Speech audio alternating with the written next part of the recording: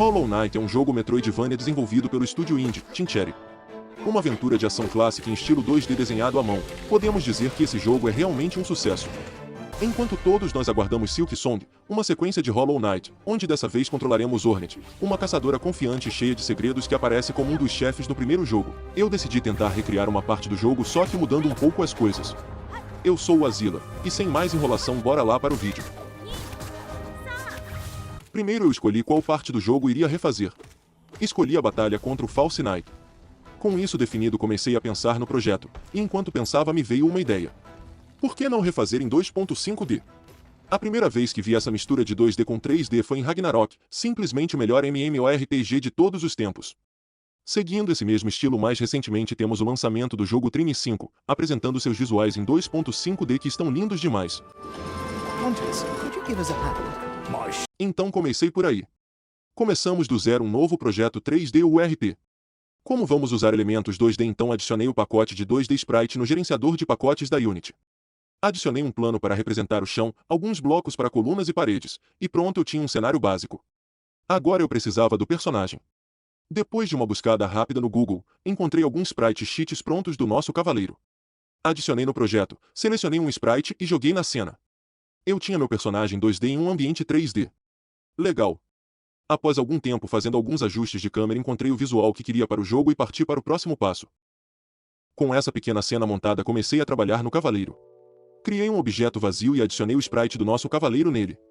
Geralmente em um jogo 2D na Unity nós costumamos usar colliders 2D, rigid bodies 2D e etc.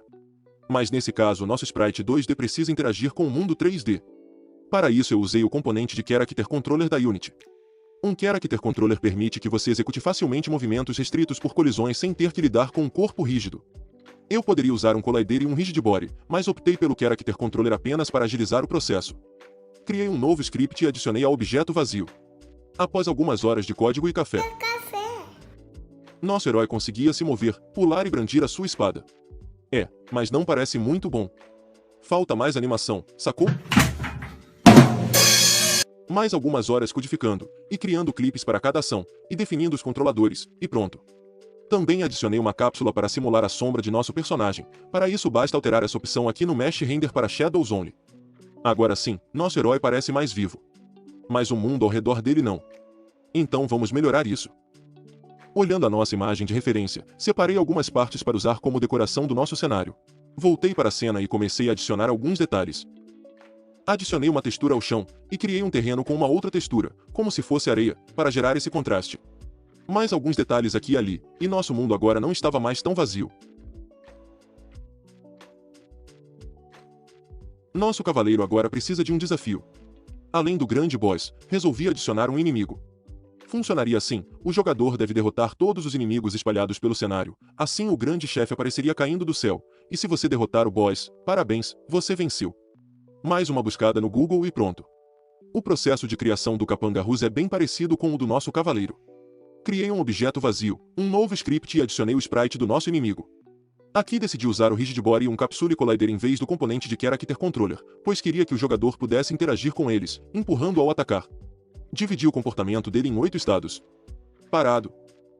Patrulhando. Detectado. Perseguindo. Atacando. Ferido. Morto. Esperando. Após mais um pouco de café e código, aí está ele, todo animado caçando nosso nobre cavaleiro.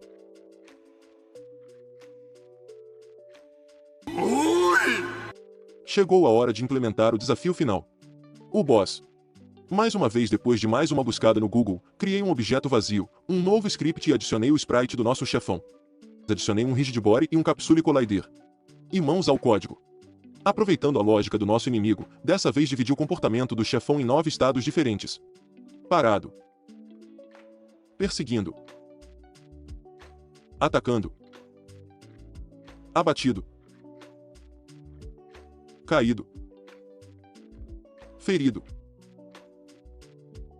Levantando. Morto. E esperando. Com um detalhe a mais, o False Knight possui 3 ataques diferentes, que são escolhidos por um sistema de escolha muito sofisticado que desenvolvi. Os ataques são ataque de energia, onde além de desferir um golpe no chão, ele dispara uma onda de energia na direção do personagem. Ataque de pulo. Como o nome diz, nosso boss pula e plana no ar em direção ao nosso herói. E o meu favorito, que chamei de ataque poderoso, enfurecido, o boss desfere vários golpes no chão fazendo cair do céu casulos destruidores. Tudo parecia estar se encaixando. Faltava eu trabalhar na interface do jogo. Feedbacks importantes para quando o jogador está se curando ou sofre dano, e também o nível de alma que ele possui. Comecei adicionando esses elementos e posicionando na tela. Adicionei um script para a vida e a quantidade de alma do jogador. Criei uma animação para quando o jogador sofrer dano, e outra para quando ele se curar. Agora nosso jogo tinha uma UI. Estava muito satisfeito com o resultado até aqui. Mas faltava algo. Faltavam as partículas. Partículas são ótimas para aumentar ainda mais a imersão no game. Primeiro criei partículas para as plantas e blocos espalhados pelo cenário. Para incrementar ainda mais a nossa cena, adicionei um efeito como se fossem vários vagalumes espalhados pelo ambiente.